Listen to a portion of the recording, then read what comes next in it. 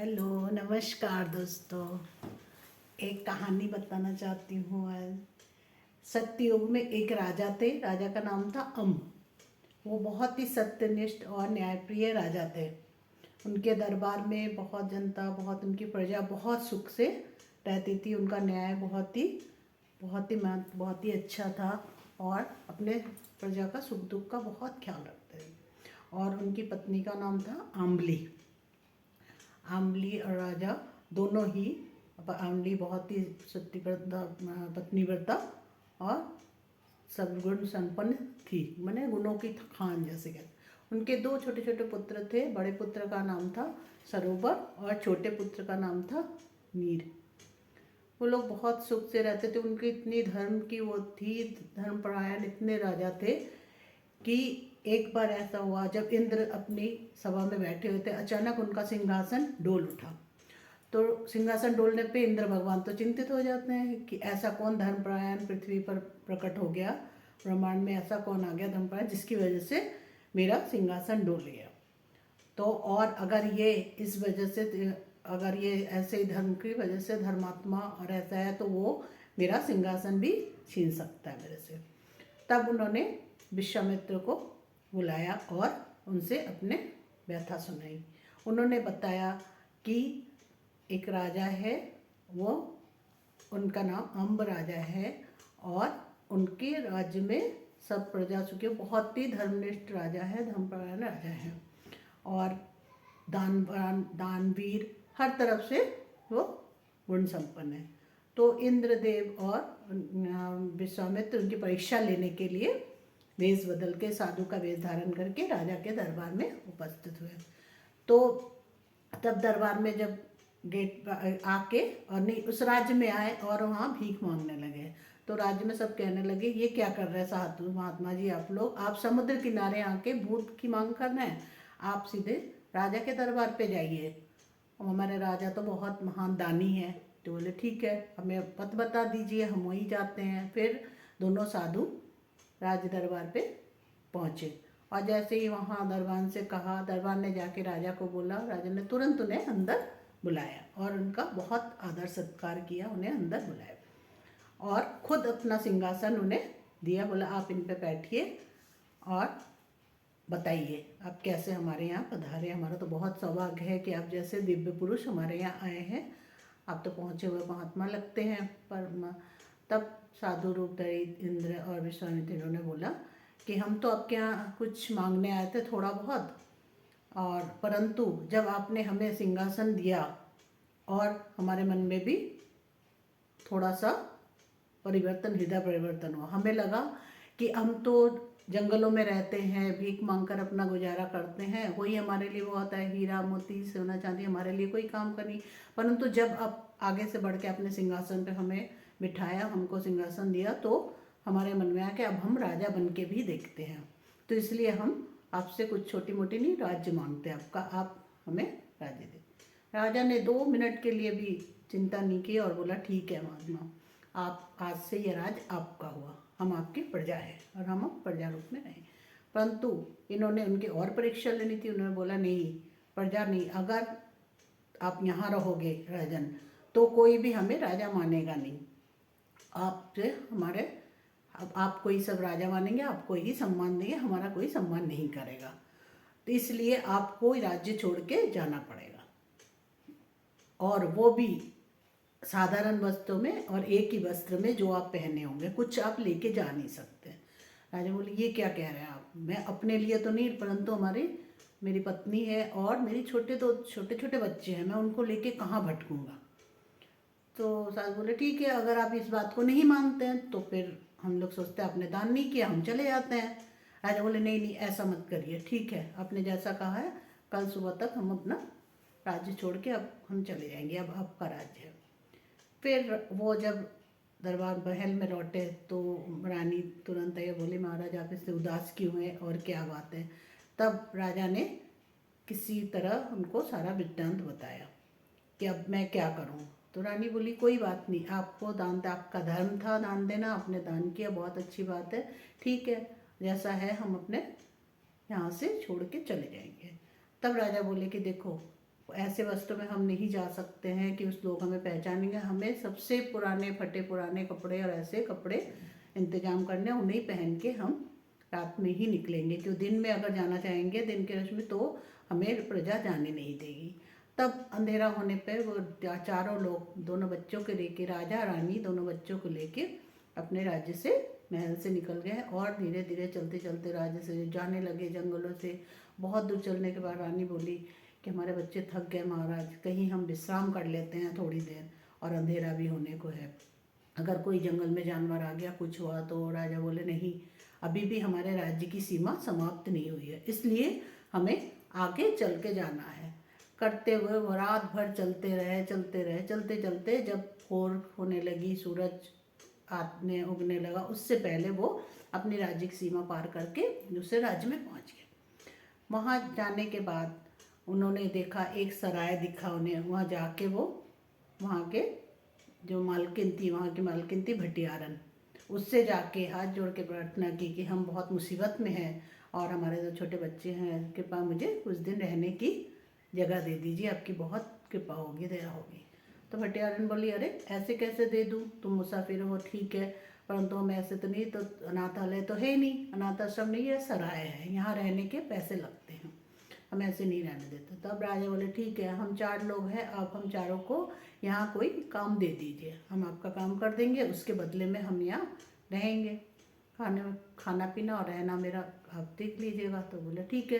भटियारन बोले ठीक है, तो आज से तुम्हारा काम होगा, राजा से बोली कि तुम्हारा काम होगा जंगल में जाके लकड़ियाँ लेके आओगे, ईंधन का जुगाड़ करोगे, लकड़ियाँ जंगल से पेड़ काट के लेके आओ, और ये जो तुम्हारी पत्नी है इसका काम होगा जो अतिथि आएंगे यहाँ उनके लिए खाना बनाना परोसना, और जो तुम्हारे दोनों बच्चे हैं ये दोनों, उनके जो अतिथियों के जो झूठे बर्तन हो गए उन्हें मांजेंगे, साफ करेंगे, उठा के रखेंगे, अगर राजी हो तो ठीक है। तो बोले ठीक है, हम लोग इस कर लेंगे। फिर वो चारों वैसे ही वहाँ रहने लगे। कुछ दिन हो गए, कुछ दिनों बाद अचानक एक सौदागर उस सराय पे आता है, आके रुकता है। तो भटियारन बोलती क्या बात सौदागर, क्या बात है, आप बहुत दिनों बाद दिखे इस बार। तो बोले हमारा तो काम ही ऐसा होता, हमारा जहाज़ चलता है, जहाँ जाते हैं वहाँ उतने दिन रुकना पड़ता है, वहाँ का व्यापार होता है, फिर हम आते हैं, अब आए मेरे लिए बहुत अच्छा सा खाना लगवाओ। तो जब रानी खाना बना के लेके जाती है और उन्हें खाना परोसती है, तो सौदागर उनको देख के, व्यापारी देख के बिल्कुल चकाचौंध हो जाता है और बोलता है भटियारन से कि आज तक मैंने ऐसी सुंदर औरत नहीं देखी है और मुझे इसने मेरा तो दिल ही हर लिया है और मैं इसे अपने साथ ले जाना चाहता हूँ। तो भटियारन बोले ऐसे तो नहीं, ये तो मेरे यहाँ नौकरानी की भी नौकरानी है और काम करती है, और ऐसे कैसे ले जाओगे, ठीक है आप मुझे 1 लाख स्वर्ण मुद्राएं दे दो तो मैं इसे तुमको सौंप दूंगी। तो बोले ठीक है मैं देने को तैयार हूँ, परंतु कैसे ये आएगी। तो बोले ठीक है, मैं शाम का खाना मैं कह दूंगी कि तुम्हारे जहाज़ में ये लेके आपके जहाज़ में जाएगी और इसके जाते ही आप जहाज़ चला देना, छोड़ देना, तो ये फिर उतर नहीं पाएगी और आप मुझे पहले पैसे दे दो। ठीक है, उसने 1 लाख स्वर्ण मुद्रा दे दी और इसका सौदा करके रानी का वो सौदागर चला गया। शाम का खाना जब भटियारन ने बोला कि आज सौदागर का खाना उसके जहाज़ में ही जाएगा, बहुत अच्छे से ये खाना बना लो। रानी ने वैसा ही किया और जब शाम को बोली कि अब दे आइए, तो बोले भटियारन बोले नहीं, तुम जाके उसे जहाज़ पे दे आओ, वो नहीं आएंगे। तो रानी बोली मुझे तो रास्ता भी नहीं पता, मैं कैसे जाऊँ, मुझे तो नहीं पता कहाँ तट कहाँ नदी। तो बोले कि ठीक है, नहीं मैं तुम्हारे साथ चल रही, तुम मेरे साथ चलो। वो वहाँ तक जाती है, जाके भटियारन अपने घुटनों में दर्द का बहाना करके वहीं रुक जाती, कहती मैं सीढ़ियाँ तो चढ़ नहीं पाऊँगी जहाज़ की, ऐसा करो तुम अंदर जाके खाना दे आओ और इसके पैसे भी लेके आओ। और रानी उसके छल को समझ नहीं पाती और वो अंदर जाती है, जाके उसे खाना जैसे सौदागर को देने के लिए जाती है, भटियारन के इशारे से नाव को छोड़ दिया जाता है जहाज को और जहाज पानी में आ जाता है। तब इस छल को समझ के रानी रोने लगती है और रोते रोते कहती हे भगवान, हे विधाता, आप ये मेरे साथ क्या कर रहे हैं। और सोचती है एक औरत ही औरत के लिए इतना बुरा कर सकती है, ये सोच के भी उसको बहुत होता है। और तब वो उससे कहती है ये क्या करा आपने, मैं तो अभी ना मैं अपने मुझे उतार दीजिए। तो सौदागर बोलता अरे तो मैंने तो तुमको खरीदा है बेटे, और उनको 1 लाख स्वर्ण मुद्राएं दी है मैंने तुम्हारे बदले में। तो फिर ये अपने माथे को फिर रानी जहाज के दीवार पे पटकने लगती है और कहती है कि हे भगवान ये क्या हो गया मेरे साथ। और जब करके रोती है तो वो बाघ के सौदागर जब आता है उसे पकड़ने रानी को कि ऐसा क्या कर रही हो, तो रानी कहती खबरदार मेरे पास मत आना, मैं कोई साधारण स्त्री नहीं हूँ, मैं उस राजा की पत्नी हूँ जिसने एक बार कहने पर एक साधु को अपना राज्य दे दिया और अपने बच्चे पत्नी सबको लेके सड़क पे आ गया। तो मैं उसकी बनी और मैं पतिव्रता हूँ, और मेरे एक बार घर से अगर तुमने मुझे छुआ भी तो तुम जल जाओगे, भस्म हो जाओगे। सौदागर हंसने लगता है और मानता नहीं है, लेकिन जैसे वो आगे आता है तो उससे एकदम ऐसा लगता है कि उसको पूरा उसका बदन जल रहा हो, तप रहा हो। तो वो कुछ आश्चर्य होता है और पीछे हट जाता है, कहता ठीक है मैं तुम्हें एक शर्त में मैं तुमको हाथ भी नहीं लगाऊंगा और 12 वर्षों तक, लेकिन एक शर्त है मेरी। तो रानी कहती ठीक है कैसी। तो बोला मैं तुम्हें 12 वर्षों तक मैं तुम्हें समय देता हूँ, तब तक मैं तुम्हें बहन बना के रखूँगा, मुँह बोली बहन बोल दूँगा और मैं तुम्हें हाथ नहीं लगाऊंगी, लेकिन 12 वर्ष बाद मैं अगर तुम्हें नहीं वो 12 वर्ष तक मैं समय देता, उसके बाद मैं तुम्हें अपनी पत्नी बनाऊंगा। बोली ठीक है। फिर उसके लिए सौदागर अलग कक्ष का निर्माण करवा देते कमरा का, और बोल देते वहाँ कोई पुरुष नहीं जाएगा और सब महिलाएं परिचायक बने सेविकाएं जो आती हैं उसकी सेवा करती है और उसको वहाँ रहने लगती है। इधर जब बच्चे देखते हैं कि माँ भटियारन के साथ जा रही है शाम को, तो जब लौट के नहीं आती भटियारन अकेले आती है तो वो पूछते हैं माँ जी मेरी माँ कहाँ है, हमारी माँ कहाँ है, आप उन्हें कहाँ छोड़ के आई हैं। वो कहते हैं हमें क्या पता, तुम्हारी माँ कहीं चली गई है, मुझे नहीं पता। फिर दोनों बच्चे रोने लगते हैं और जब राजा शाम को लौटते हैं तो वो लोग बताते हैं कि माँ ऐसे गई थी और उसके बाद माँ लौट के इनके साथ नहीं आई। तो राजा जाके उससे पूछते, लेकिन भटियारन उल्टा सीधा बोलती, कहते मुझे नहीं पता, वो कहीं भाग गई है, किसी के साथ चली गई है, मुझसे क्यों पूछ रहे हो, और तुम लोग भी जाओ यहाँ से।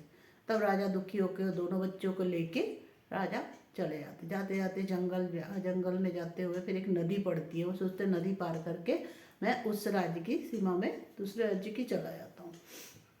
जब जाने लगते जाते हुए तो नदी पार कर दोनों को लेके जा नहीं सकते, तो राजा ने एक बड़े लड़के को इस पार में छोड़ के नीर को लेके राजा कंधे पे बिठा के उसे नदी पार कराने लगते। नदी पार कराते हुए राजा जब देखते हैं कि जाके उस पार उसे छोड़ के राजा दूसरे बच्चे को लाने के लिए जैसे ही नदी पे उतरते इतने में एक शेर की आवाज़ आती। वो शेर आ जाता छोटे बच्चे के तरफ दहाड़ते हुए आता है और छोटा बच्चा बहुत दूर चीखता है पिताजी। और पिताजी जब एकदम घूम के पलट के राज देखने आता है तो इनका पैर फिसल के ये नदी में समा जाते। उधर शेर आके बच्चे को जबड़े में अपने फंसा के और जंगल में घने जंगलों में चला जाता है। इधर जो लड़का खड़ा हुआ था सरोवर नदी किनारे पिताजी का इंतजार करता लेकिन फिर पिताजी लौट के नहीं आया। वो थका हारा रोता हुआ वहीं पे नदी किनारे सो जाता है। भाग्य का विधान देखिए, जो छोटे बच्चे को शेर जबड़े में दबा के ले जा रहा था इतने में एक शिकारी आ जाता है। वो तीर चलाता है, शेर को लगता है, शेर बिलबिला के अपना मुंह खोलता है, बच्चा गिर जाता है। तो वो शिकारी और शेर भाग जाता है, शिकारी उस बच्चे को ले जाता है, अपने बेटे जैसा उसका पालन पोषण करता है। इधर जो बच्चा नदी किनारे पे बड़ा बेटा सो गया था रोते रोते, अगले दिन जब धोबी आता है उसे वो बच्चा दिखता है और उसे वो अपने घर ले जाके अपने पुत्रवत उसका पालन पोषण करता है। राजा नदी में डूब के बेहोश हो जाते, बेहोश होने के उसमें एक जगह जाके लगते हैं किनारे। तब वहाँ से उठ के किसी तरह जब होता तो राज्य दरबार में जाके और कहीं दरबार पे खड़े होते कि सुबह मुझे कुछ मदद मिल जाए यहाँ से, इसलिए। और वहाँ क्या होता, वहाँ के कुछ दिन पहले ही वहाँ का राजा गुजर जाता है, ख़त्म हो जाता है। तो वहाँ की जो महारानी होती है वो कहती है जो मुझे कल सुबह यहाँ मुसाफिर बाहर का मिलेगा जो होगा, मैं उसको पहला जो दिखेगा उसी को मैं अपना उत्तराधिकारी समझूंगी और उसे ये राज्य पाठ सौंप दूंगी और मैं चली जाऊंगी तपस्या के लिए। तो अगले दिन वो जब पहला खुला पट खुलता महल का, तो ये राजा दिखता उनको, तो उसे ले जाते हैं, उसका आदर सत्कार किया जाता। राजा तो घबरा के कहते क्या हुआ, मैंने तो कुछ किया नहीं, उसे ऐसे लेके जा। लेकिन जब उसका आदर सत्कार देखा और इस करके फिर उसे राज्याभिषेक करके उसको राजा बना दिया। तो राजा हंस लेते, विधाता का विधान क्या है, जब मैं राजा था तब मुझे फकीर बना दिया गया और आज मैं फकीर हूँ, आज मेरी ये हालत है, तो आज मैं राजा बनाया जा रहा है। सब विधाता का ही वो है, कुछ नहीं, वो चुपचाप सब हाथ जोड़ के भगवान की कृपा समझ के सब ग्रहण कर लेते। वो रहता, ऐसे करते करते 11 साल बीत जाते हैं। 11 साल बाद जो बच्चे को शिकारी ले गया था वो भी जवान हो जाता है, हट्टा कट्टा होता है, और जो धोबी के पास था वो बच्चा भी, और विधि का विधान देखिए, वो भी घूमते फिरते इसी राजा के नगर में। जब सिपाहियों सैनिकों की भर्ती हो रही थी तो वो लोग भी आते हैं, परीक्षा देते हैं और योग होते हैं उसके, तो उनको चुन लिया जाता है, उनका चयन हो जाता है, वो राजा के सैनिक में आ जाते हैं। अब 11 साल बीत गए और वो नाव जहाज में ही रानी अपना अलग से रहती, अपने सतीत्व की रक्षा करते हुए, अपनी पतिव्रता धर्म को निभाते हुए वहीं रहती है। और 11 साल बीत जाते, घूमते घूमते वो जहाज इसी राज्य के तट पे आके रुकता है और वहाँ से वो सौदागर, क्यों उसके पास बहुत कीमती चीज़ होती है, कीमती सामान होता है, वो राजा के पास दरख्वास्त भेजता है कि मैं आपके राज्य में हूँ और मेरे सामान की रक्षा के लिए कृपा अपने सैनिक भेज दे। राजा बोलते ठीक है, हमारे राज्य में ऐसा जो भी है हम सबकी सुरक्षा करते हैं। वो अपने दीवान से कह के कि योग्य सैनिकों को भेज दिया जाए। तो योग्य सैनिक राजा दीवान इन दोनों को, जो नया चयन हुआ था, नीर और सरोवर, इन दोनों को वहाँ भेज देते हैं कि तुम्हें रात भर जहाज की रक्षा करनी है, सुरक्षा करनी है, सुरक्षा प्रदान करो, जाओ। वो दोनों वहाँ पहरा देते हैं। देते देते दोनों सैनिक आपस में बोलते हैं कि भाई पूरी रात बहुत गहरी रात है और नींद भी आ जाएगी, ऐसा करो कोई कहानी सुनाओ। तो एक कहता है ठीक है, कैसी सुनाओ, आप बीती या जग बीती। तो बोलता है पहला कि जग बीती तो सब सुनाते हैं, आप बीती सुनाओ कुछ। तो बोला मैं भी सुनाऊंगा फिर। तो बोला ठीक है। फिर वो आप बीती वो अपनी कहानी पूरी बताता है कि राजा अम्ब थे, उनकी पत्नी अम्बली रानी थी और उनके 2 पुत्र थे, नीरा सरोवर, और ये मेरी अब बीती है, मैं उस राजा का पुत्र हूँ, बड़ा पुत्र। ऐसे जब पिताजी जल में गए भाई को छोड़ने, उसके बाद वो ना आए, ना भाई का कोई, ना मुझे कोई, मैं ऐसे रहा, फिर मुझे एक धोबी ने लाके मेरी परवरिश की और मुझे बहुत योग्य बनाया, पढ़ाया लिखाया, सब कुछ करा और मैं आज राजा के सैनिक में और तुम्हारे सामने खड़ा हूँ। तो उसकी बातें सुनते पहला सैनिक बोलता तुम्हारी बातें सुन के तो मुझे अपनी आप बीती याद आ गई, क्योंकि जो भाई तुम कह रहे हो उस पार गया था वो मैं हूँ जो शेर के जबड़े में था।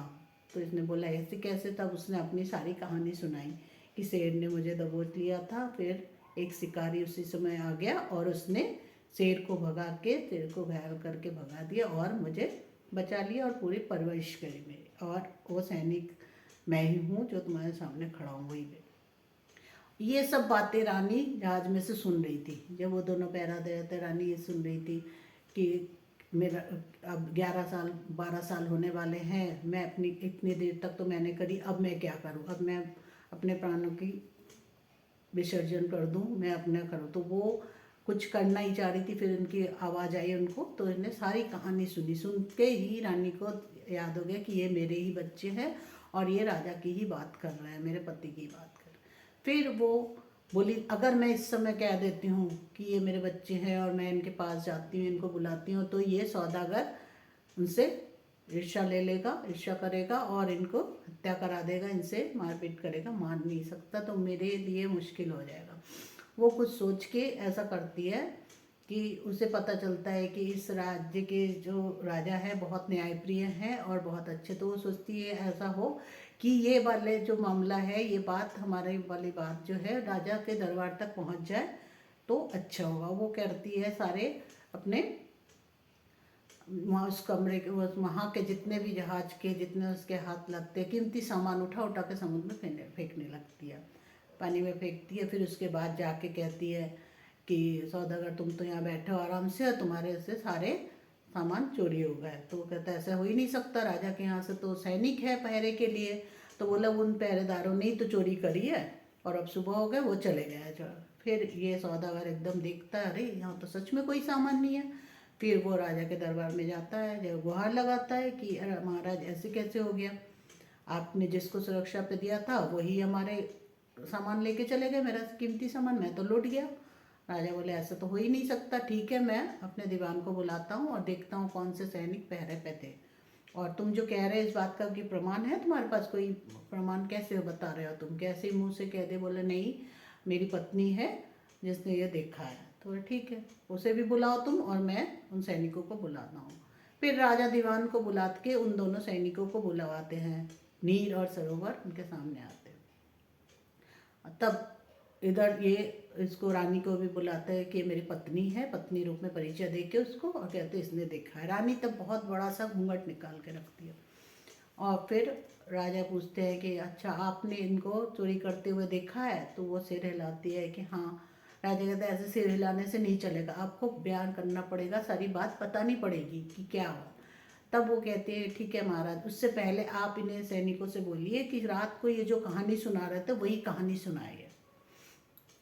बोले राजा बोलिए क्या है। सौदागर से बोले तुम्हारी पत्नी पागल अगल तो नहीं है, ऐसे हम तो यहाँ न्याय करने के लिए बैठे हैं और ये कहानी को कह रही है। फिर भी कहते ठीक है। रानी कहती नहीं, आप ये कहानी एक बार सुनाइए, सब दूध का दूध पानी का पानी हो जाएगा। तो वो सरोवर और नीर अपनी कहानी फिर से दोहराते हैं, और दोहराते दोहराते बीच में राजा को पता चल जाता है कि ये जिस राजा की बात कर रहे हैं और जिसकी, वो मैं ही हूँ, और ये मेरे दोनों ही मेरे ही बच्चे हैं। तब राजा को याद आ जाता है और कहता है बेटा वो अभागा पिता मैं ही हूँ, ये तुम एक को छोड़ के नदी किनारे दूसरे को लेके गया था, मेरा पैर पे था, मैं पानी में डूब गया था, मैं बेहोश हो गया था, इसलिए मैं वहाँ पहुँच ही नहीं पाया। फिर वो तीनों मिलते इतने में महारानी भी अपना घूंघट हटा देती हैं, और वो राजा की आवाज़ राजा को पहचान जाती है, हटा देती है। तो रानी उनसे राजा मिलके बहुत खुश होते हैं, और चारों आपस में इतने दिन के दुख से उनका छुटकारा मिलता है, आपस में उनका परिवार एक हो जाता है। और सौदागर तो ठक ठक काँपने लगता है कि अरे ऐसा हुआ। फिर रानी अपनी कहानी सुनाती है कि मुझे ऐसे भटियारन लेकर, बोले जाओ, राजा बोले जाओ उसको लेके आओ सराय से। भटियान को बुलाया जाता है, भटियान आके गिड़गिड़ाने लगती है। राजा कहते पहचाना मुझे, वही हूँ जिसको तुम फटे पुराने कपड़ों में निकाल रही थी और मेरे बच्चे के साथ ही मेरी पत्नी को भेज दिया था। वो रोने लगती है, महाराज मुझे माफ़ कर दीजिए, मेरे से गलती की सज़ा मैं भुगतती। फिर अपने जब चादर को उतारती है तो उसको कोढ़ हुआ पड़ा था। तो राजा बोलता है मैं तुम्हें क्या सज़ा दूंगा, तुम्हें तो भगवान ने पहले ही सज़ा दे दी है, अब सौदागर की बारी है। तो रानी से बोलते तुम बताओ इस सौदागर को क्या सज़ा मिलनी चाहिए।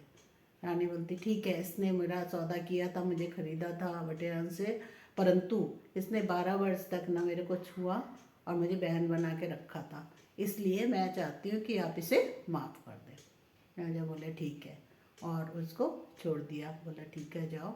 इतने में ही एक दिव्य आकाशवाणी हुई, और उन्होंने बोला, ऊपर से विश्वामित्र और इंद्रदेव की आवाज़ आई। बोले हम वही साधु हैं जो तुम्हें छद्म वेश में आए थे तुम्हें छलने, हम इंद्रदेव और विश्वामित्र हैं, और हमें तुम्हें छलने आए थे तुम्हारी न्यायप्रियता, तुम्हारे दान को, महादानी हमको देखने के लिए, और आज वो सब हमें परीक्षा हो गई और हम तुम्हें तुम्हारा राज वापस करते हैं।